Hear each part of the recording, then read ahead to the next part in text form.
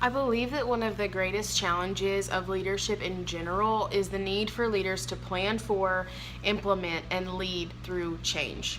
The reality is that most people like to avoid change, even if change means that things could be better. We stick to what we know as long as it's working. In 2008, Michael Fullan wrote a book called The 6 Secrets of Change: What the Best Leaders Do to Help Their Organizations Survive and Thrive.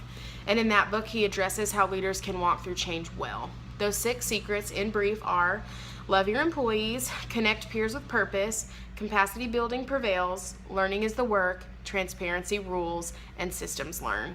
And some of the secrets seem a little more self-explanatory than others, but after looking into each of them and looking back on my professional life, it's easy to see that these secrets should be known when any leader is seeking to foster change in the workplace.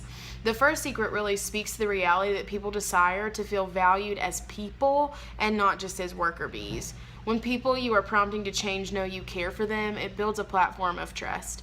I have seen this proven true in the workplace, unfortunately, because I have seen evidence of the opposite. Change happened before employees felt known or valued for the hard work they had already done, and the change was rocky and was met with a lot of resistance. When a leader seeks to connect peers with a purpose, they are looking to create a culture where those being led are connected to their peers and want to accomplish goals, not for those above them, but for the sake of those around them. A sense of community is so important, and good leaders seek to foster that. And I have experienced a community that reminded each other that the work we were doing was valuable and significant, and it helped us all through a time of transition. And in the sphere of education, I think we can see this in the success of collaboration between teachers. Capacity building deals in the areas of competencies, resources, and motivations.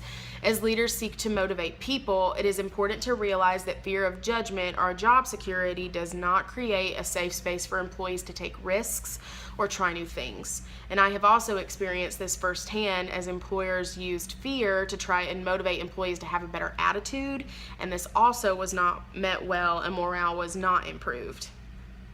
Learning is the work means that people have to feel like they have the space to keep learning and to be motivated towards professional development. It also means that when something goes wrong, the collective system does not look for someone to blame, but it looks for areas in which the entire system can be made better. Transparency rules speaks to the reality that leaders need to share the true state of what is going on through access to data and not over-apply that data to create a false picture of what is actually going on. Sometimes data cannot tell the whole story, and when leaders draw conclusions based on data without first looking at the whole picture, incorrect assumptions can be made and morale can really go down. The final secret is that systems learn. Systems are not stagnant things, and new leadership needs to be cultivated.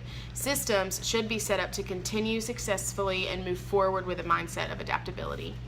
Fullan also identified 10 roadblocks to change, and one of those is lack of support. And that is the one that I have seen most often, and honestly the one that's hardest for me to overcome as an employee. Support has to come from the top down and permeate through peer levels for effective change to take place. Thank you so much. I hope you have a great night.